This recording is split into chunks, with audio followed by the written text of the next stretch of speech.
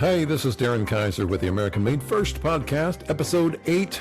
We'll be talking to Kenny Finley with GearHaul.com, manufacturing company out of Kansas. Wow, what a story this was. You're going to love this one. An insurance adjuster used to climb around on roofs that had an oops moment and ran over his chainsaw and turned that into a very large manufacturing business in Kansas, selling to countries throughout the world. 10 years later, he's in the halls of the White House and talking to Homeland Security and got a bounty on his head from his Chinese competitors. Like I said, it's almost a made-for-TV movie. It's a great episode. You're going to enjoy it. Tune in. Coming up soon. Kenny Finley, GearHaul.com.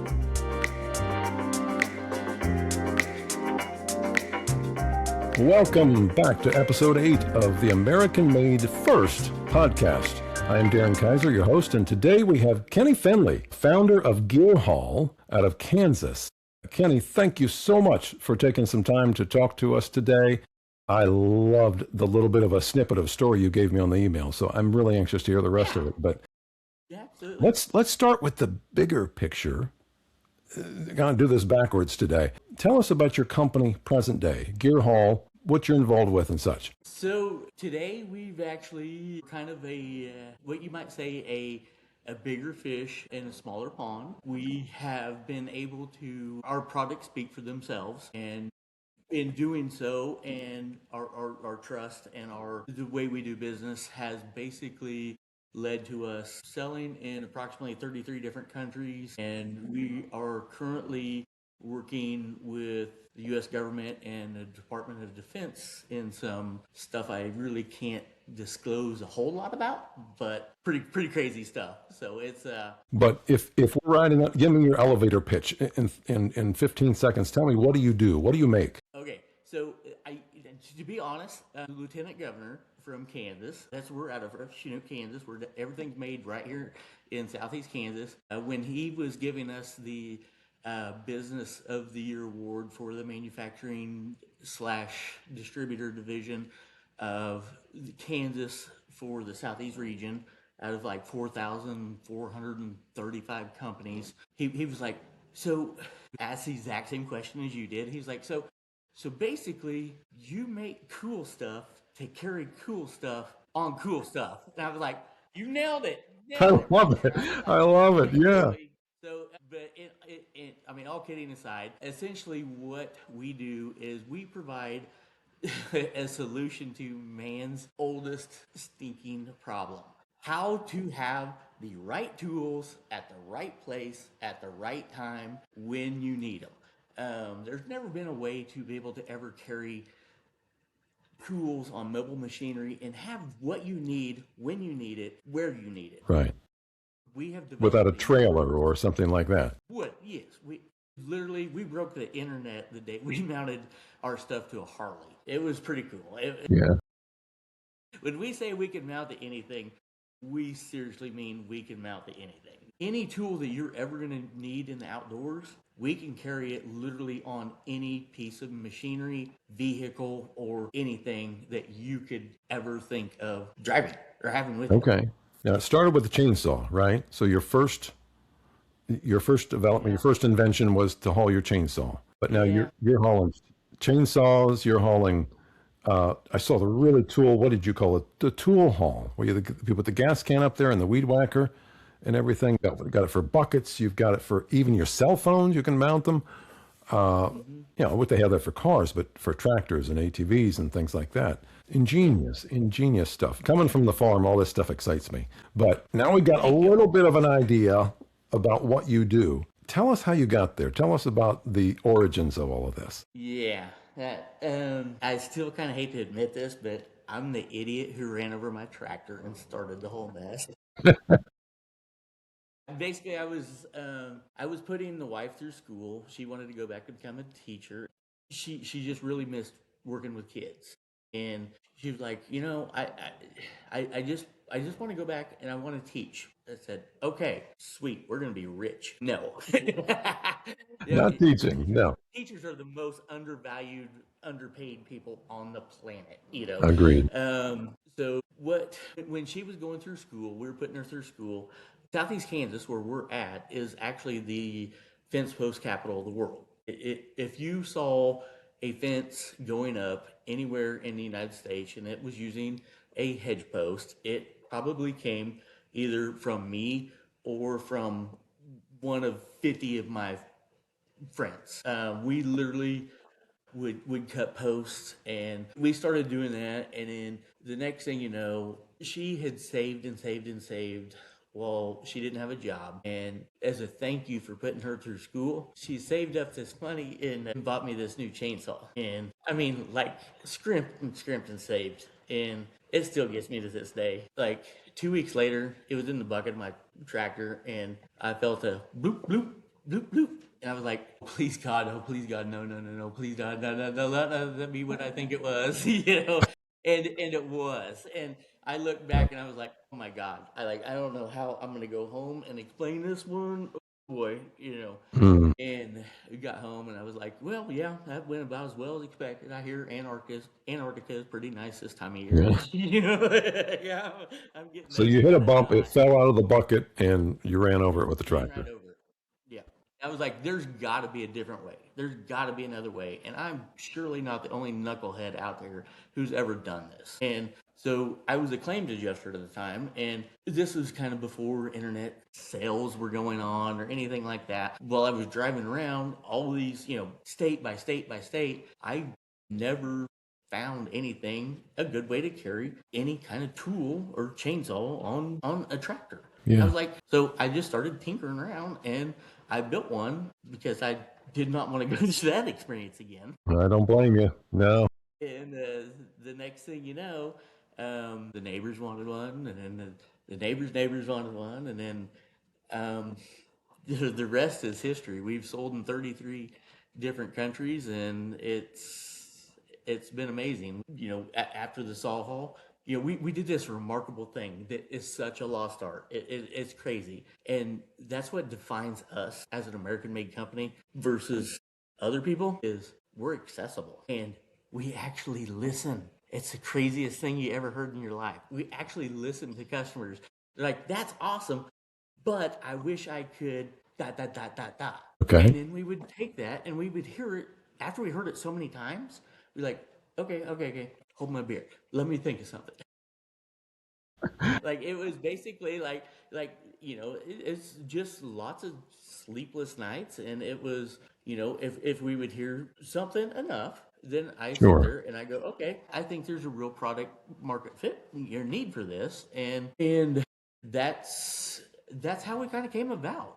That was development of the chainsaw from the saw hole, and then we heard, hey, we need a way to carry fuel and oil and log chains and all that. Okay, well, let's develop the tool haul. Hey, that's cool, but I wish I had a bucket to be able to carry all the other junk that I have. Okay, well, let's develop the bucket haul. You know, hey, I ran over my dang cell phone. How are you guys gonna help me here? You know, I mean, who hasn't ran over working in the outdoors, had a close call with any of these type of instances, Sure. or done it themselves, and we made the call. And then, you know, and then after that, they were like, You guys are just rocking it. I mean, you're listening to people. You're actually, you know, we kind of, kind of actually, kind of had a cult following where it was like Oh, I'm sure. because because we did it right, you know. We and the thing about it is we peeled back the curtains a little bit. It was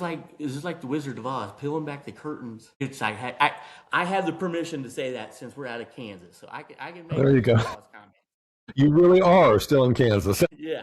So it was. So we like, you know, we peeled back the curtains and showed how hard it is to be a small business and what it takes for your kids to be up late helping you do this stuff and what it takes for your wife to be out there helping you do this stuff. And we didn't show just the highlights and all the fun. We showed the struggles. We showed and we just genuinely showed people ourselves. We didn't hide the lows, and we didn't only show the highs. And people just resonated with that so much that we kind of got a cult following on that, where it was really neat, and still to this date like if you get on any kind of social media or anything like that, it's like, how do you carry a, and whatever you say, and the top answers are Yeah. us, and GearHaul. whatever you're wanting to carry. So it's been a fun ride. It's been a fun ride. Put it that way. Well, I don't know if it applies worldwide, but where I come from in the Midwest, you become very attached to certain brands. You're either a John Deere guy, you're an international guy. There's I no am. in between. So And I'm sorry, I did not mean to interrupt you at all. that's okay. Yeah. Yes. And once anybody uses our product, their number one comment is, "I will never use anything else in the rest of my history." But it wasn't always that way. That was the challenge, because you're exactly right. But your dad didn't have a saw hall to teach you when you That's cut wood. true.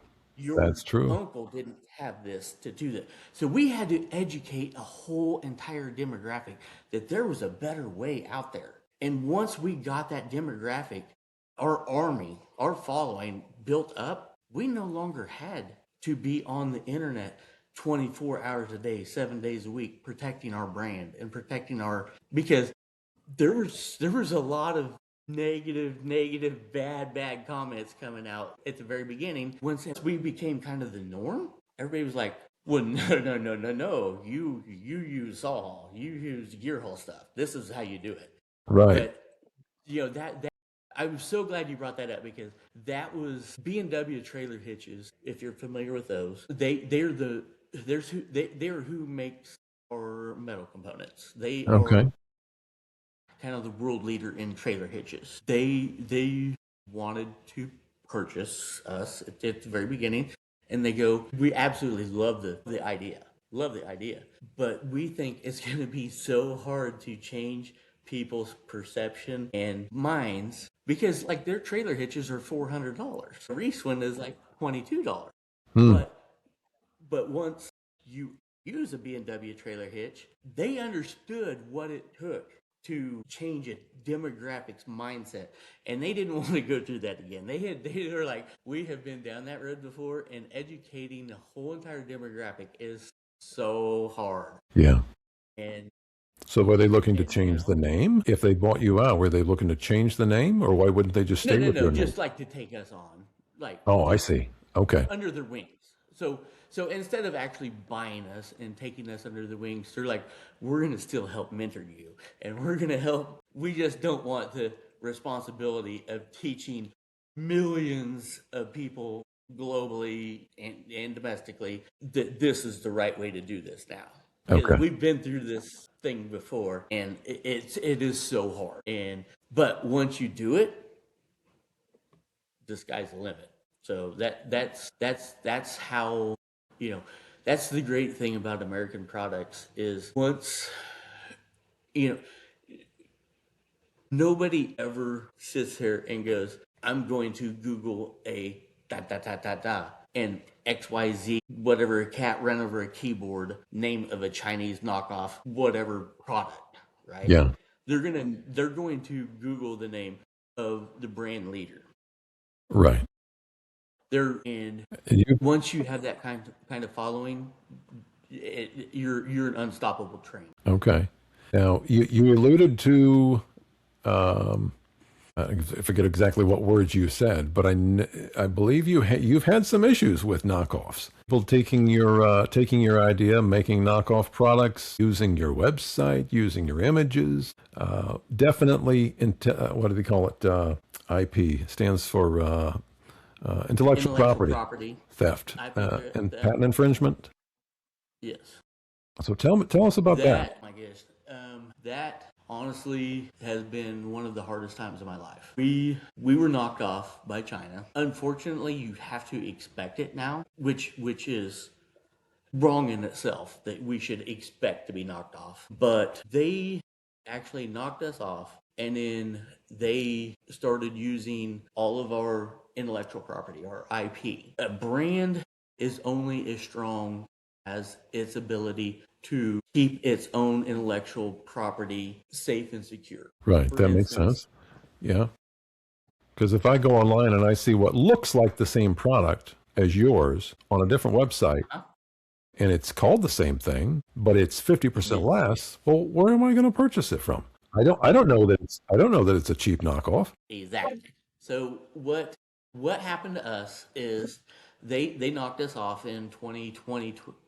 We noticed the first one in June of 2022, and then the flood market just came open with them coming over from China. And again, it was the X. Pick out whatever letters you want to put on your keyboard, and that was their name. Okay. And you know, and the thing about it is you get them shut down for using your images and using your videos and using your listings, and they show up the next week underneath a different Another name. name. It's like whack-a-mole. You hit one, another one It is pops up. whack. Yeah. So basically I went to the Kansas chamber, um, and said, how is a guy supposed to defend against this? What am I supposed to do when these people are stealing? Would you allow somebody to walk into your house and steal your couch that you're sitting on? Probably not. No. That's what they're doing to me. What do I do about it? And they're like, well, I don't know. That's a federal issue. But let me put you in contact with the people who know. So they started putting me on the federal side. And the next thing you know, I'm talking to I don't know how many members of Congress and how many very, very, very influential people and the Coalition for a Prosperous America. And I'm telling them my story, and I'm like, okay, here's the deal. They stole my product, number one. Then they stole my videos, and then they stole my pictures. And then we spent $25,000 to redo all of our listings. A week later, copied. I go, so you look at these two listings side by side on Amazon, because that's what Amazon does, is they put them here and you put it here. People like this, but they also look at this. I Sure. go, now look at this. I go, which one of these is a customer ever going to buy? This one right here that's 3 times the amount, but says made in USA, or this one that is a quarter of the price, using slave labor, using no intellectual property of their own, literally stealing my ideas out of my head. I go, how am I supposed to compete? And they're like, we had no idea this was going on. I'm like, seriously? Seriously, you guys had no idea this is going on? And then the next thing you know, we put in front of the Coalition for Prosperous America, and we became an example of. Let me back up. The last straw for me was when they used my daughter in a ad for a video of a product that they stole from me. They used my own kid in their ad that they stole on a product that they stole from me. And it's like, you done messed with the wrong dad. Okay. Let's go. Let's go. At this point in time, I'm like, I don't care. Let's go. So After I told them that, they were like, you got to be kidding me. I was like, no. So basically, we became the face of the de minimis rule. And if anybody doesn't know what the de minimis rule is, you mind if I explain it real quick? yes, please do. Okay. The de minimis rule is the absolute worst thing that has ever happened to America. Number one, it is the rule that allowed, let's say, if you're going to, just for example, Australia and on vacation, or you're going to Venezuela, or you're going to Saudi Arabia, or wherever you're going, and you wanted to buy some trinkets and stuff that were valued at under $800, that you could bring them back to your family and friends, or keep them for yourself without paying tariffs and customs fees. Okay. Amazon allowed, and other people allowed, this, basically China paying certain people, allowed this to become national law, as there was a loophole in there to where all of these goods that are being shipped to the United States, there's $525 billion a year of goods being shipped into the United States a year, tax, tariff exempt, and customs exempt, because they are underneath the de minimis rule. That is all the stuff. That is why they are knocking off everything under $800, because they could get that underneath the radar and not have to pay that.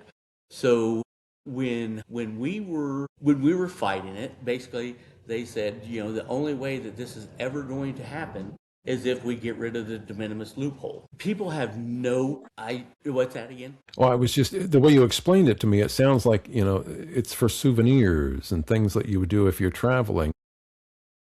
That's what it was supposed to be for. Shouldn't That was it. apply to a product you're purchasing from China or wherever. 100%. That's called, and that's why it's the loophole.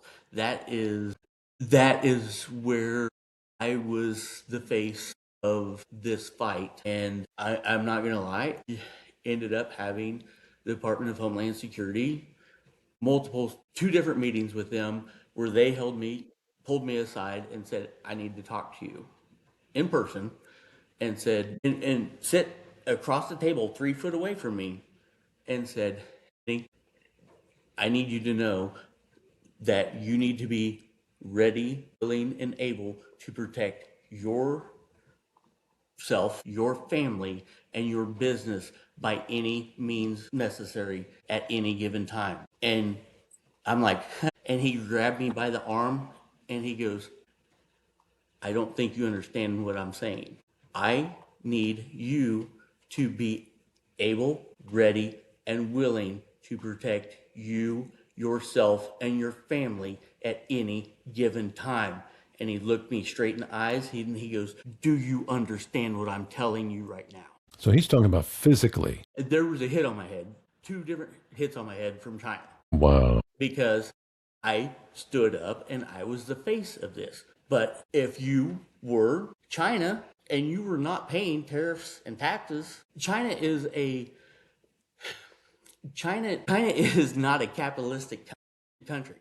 No. Nobody realized what they do is they put X company in China against Y company in China, and they see who can make the most best knockoff for the cheapest of a certain product, and then they go after that industry. How long ago was it that we could buy an American made TV? Wasn't that long ago. Wasn't that long ago. In the real history, I mean, if you really think about manufacturing, it wasn't that long ago. Yeah, I know growing up, it was a Zenith or an RCA, and, that was. And you couldn't even fathom doing it now. And what they do is they focus on taking down one industry at a time.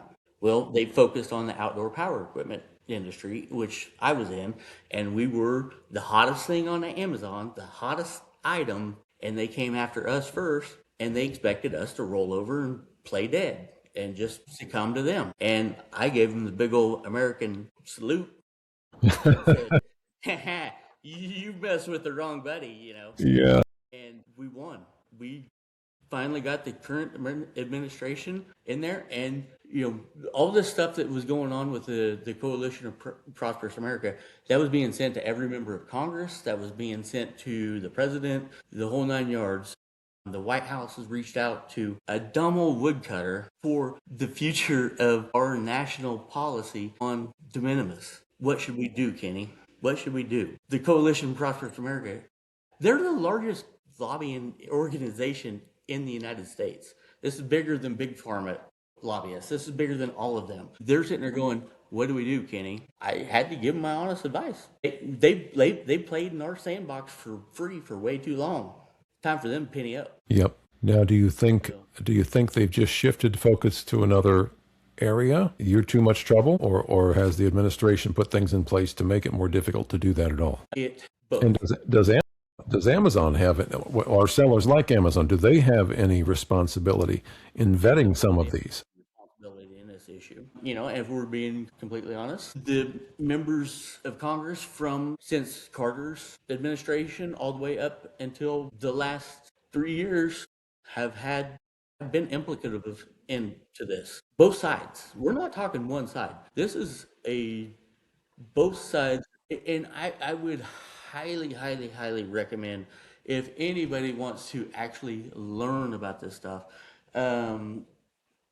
there is a book out there by God dang it, it is. I will have to send you. I'll put it in. You have to put it in a link. You have to put it in a link. Put in the show It is notes. the most eye-opening book that you will ever see in your life of how China plays the long game. Were they ever going, for example, like in the Art of War, were they ever going like they say in the Art of War, China will never attack the mainland of the United States because behind every blade of grass there's an American with a gun, Yeah, right? Yeah. I've heard that. So Yes. what do we as Americans think? Ho ho ho! We're big bad Americans. You'll never attack us. You admitted it. No, it doesn't mean that at all. That means they're going to attack us a different way. That means they're going to attack us economically.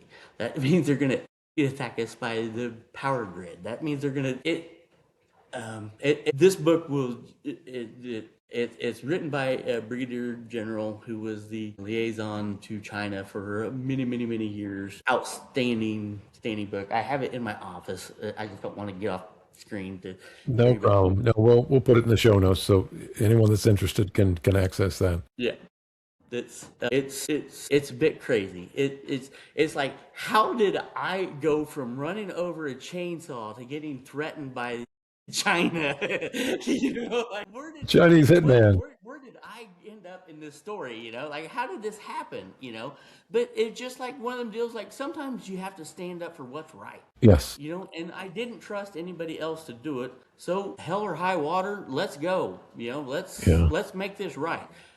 People have no clue how close we were. We were so close to losing American manufacturing 2 years ago. Unbelievably close. I don't say this to scare people, but bad stuff was going to happen. Well, we had lost a lot already. We had really slipped over the last 100%. number of decades. It's much easier to just ship it out to another country where you can get it made cheaper instead of focusing on what are the limitations here. What can we do to keep it here and And continue to? sometimes it's not. It, the bad part is most of it's our own fault. Hmm. I hate to say that as an American, but most of it was our own fault because of laziness, because of bottom lines. Corporate bottom lines were more important than keeping the technology here. We got so. I like to accustom it to actually, they were basically the United States' drug dealer. Essentially, what they were. They were. Hey, you get a quick fix. Get a quick fix. I can hit this button and have it here in 2 seconds. I can have it here in 2 seconds. Right. And everybody got so used to that. And what happens when they take over an industry? Guess what? You think they're going to keep those prices that low? No. Eliminate your competition. Then you do what you want. Yeah. Where else you're going to get it? And what else happens? Do you think if we do happen to get really, really in a bad standoff with them, you see that light bulb right up there? All they got to do is go like this, shut the light switch off. And what happens to all the products that we depend on? That's why we have to have American manufacturing. And that's why we cannot continue to let all this stuff go overseas. Yeah. Well, we talk about energy independence. We're talking about metals independence now. Manufacturing sounds like it needs to be part of that discussion. It absolutely does. I mean, do you think COVID was a mess? Mm. Just wait. COVID was a horrible wake-up call, but at least it opened some eyes of going, hey, maybe we shouldn't have everything made and built overseas. Maybe we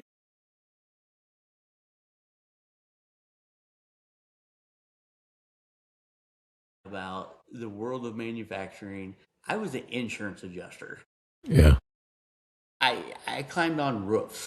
I looked at this, I did this type of stuff. And 10 years later, I'm being asked by the White House for my opinion on global national policy.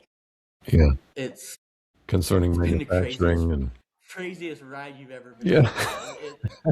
Where are you going to be in 10 years, Kenny? Another 10 years, I should say. Yeah.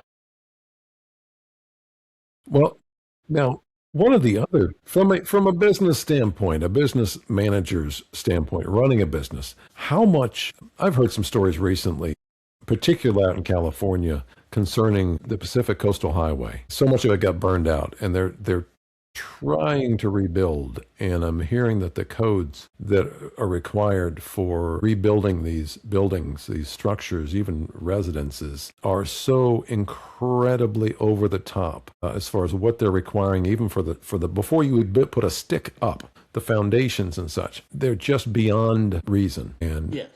and I'm wondering how much of the government restrictions and requirements for business and manufacturing are also contributing to the higher prices. I'm not, I'm not 100%. for a country like China doing whatever the heck they want and polluting the water, and there's no regulation, but there's got to be some middle ground, Exactly. Do we need codes? Do we need some minimums. regulation? Absolutely. We don't want to go back to the 80s and go through the history that we have been through before. Absolutely not. But I mean, if we're calling a spade, some of this stuff, especially on the coast, both coasts, are getting so out of hand that nobody wants to do business there. As a claims adjuster, State Farm's getting out of California because it is so expensive to rebuild because of these issues. I mean, not only because of the fires, but that goes back to the codes too. Of we need to have open forestry management. We have to have sensible laws on the books. Not the reason California keeps on burning and the reason Colorado keeps on burning is it's self-induced. I hate to say that. There is absolutely, back in the 70s, early 70s, there was a lot of people who said absolutely no cutting on federal land, Right. no cleaning up of the forest, no anything, right? But you can build a house there, but you can't take care of the forest. Yeah. Well, what happens to all that underbrush? 3 decades of dead trees and dead 3 decades underbrush of and dried, underbrush. everything's dried out, and one spark, and it's all tinder. It's a tinderbox just It's a waiting tinderbox. to freaking Yes. happen. There has to be some sensible people stand up and go, maybe if we only had a tree every 20 foot, we actually have a healthier forest. Yeah. And those trees actually grow better. And those trees actually go faster and bigger instead of everything being crowded out and have an underside tinderbox that is going to just explode. And then why is it okay to build the houses right here, but not to cut the trees? But you're going to gripe about all the billions of dollars in losses to the houses Right. when this could have been solved if you'd allowed sensible, I'm not saying clear cutting, No. sensible, sensible forestry management Yes. in that area. It Yeah. wouldn't have happened. You look at the, you look at Europe. How many times have you ever seen Europe being the whole country set on fire? You don't. I don't think I've heard of that. Kind of weird, huh? No. Because what do they do? They have crawlers that walk through there. They cut out select trees that the arborists and the national forest have went in and said, "Hey, that one's going to die. Let's take it out and use that for lumber. Makes sense. Let's use this stuff that we can to put into use instead of letting it die and fall and rot and turn into a tinderbox. Let's harvest this bad stuff before it's rotten and going to cause that house to burn down." Right. They actually use common sense practices. And it's unfortunately sometimes a lost start in some of the portions of the United States. Yeah. Well, it all comes back to, like you said, common sense. And I think even in manufacturing and just about everywhere else that you can think that government puts its fingers, there has to be some common sense, some minimum Yeah. codes. So you have to build to this level, but what you do beyond there But should be a free yeah, market decision. yeah. If you're going to take it further, you're going to make a better product that's more expensive. Well, then let the market decide if they want to pay more for that or not. It's a product market fit. That's all it is. It's like, well, it's either going to survive or it's not. They can price it at $1 million if they want, but if only people are going to pay 10, that's fine. But if it costs 10, we know it's going to cost 10 to do what the job is going to entail to do that job. You can set the price whatever you want. The market will tell you where you're at and whether you're loony bin or whatever.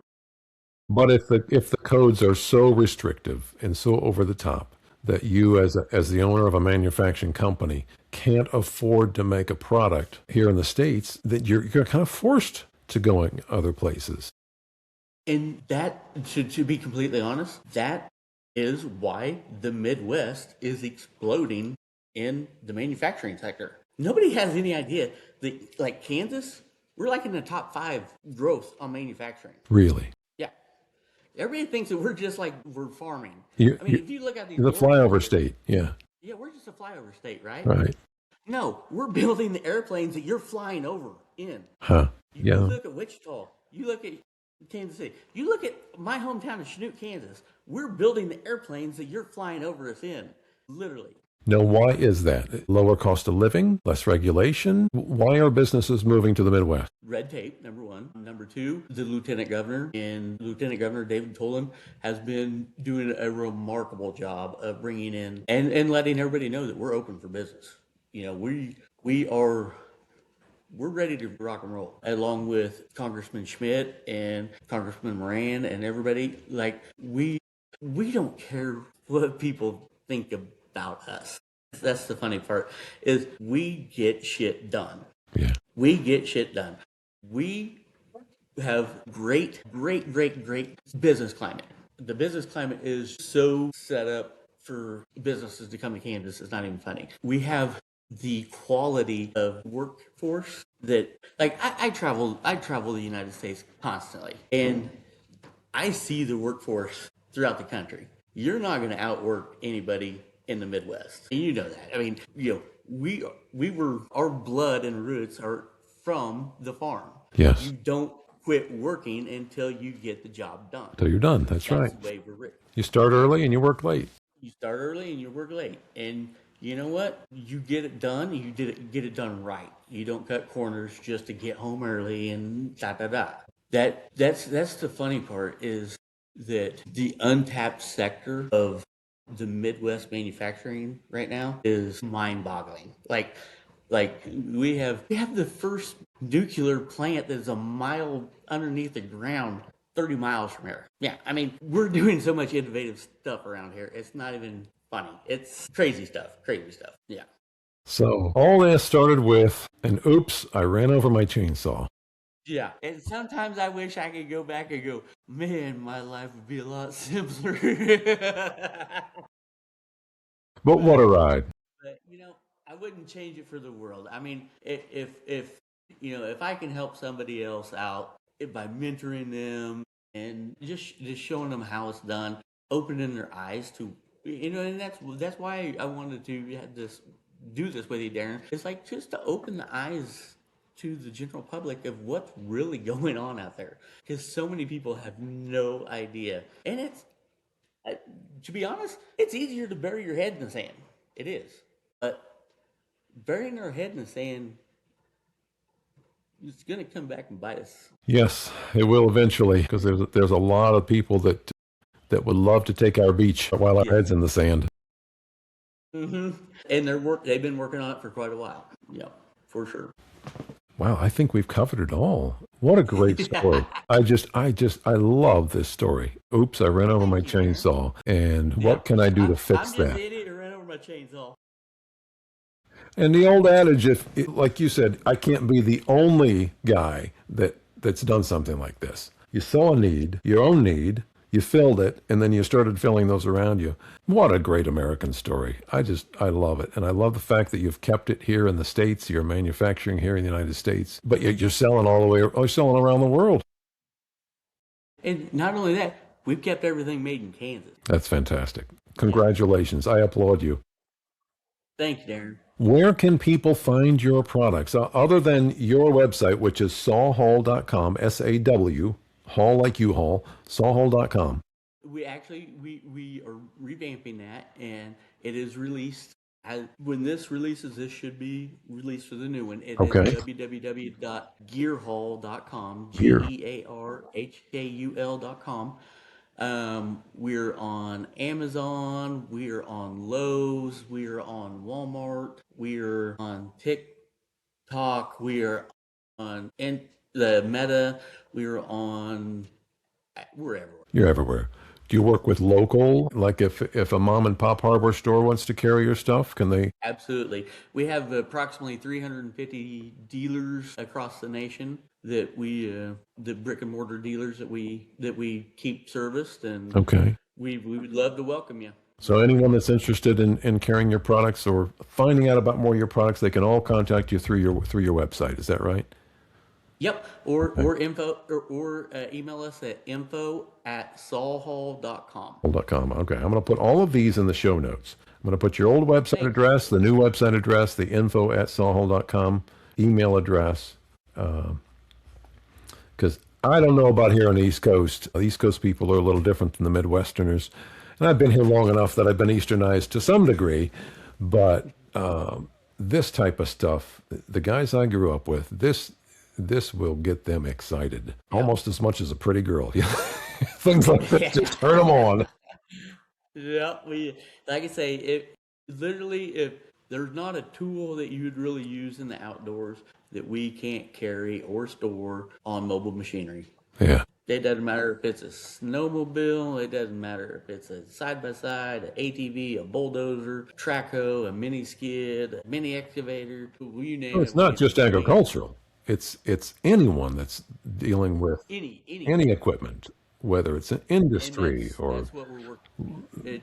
To be honest, maintenance workers. That's what we're working with, like on the special forces, armored personnel carriers. I mean, it's literally anything. Literally.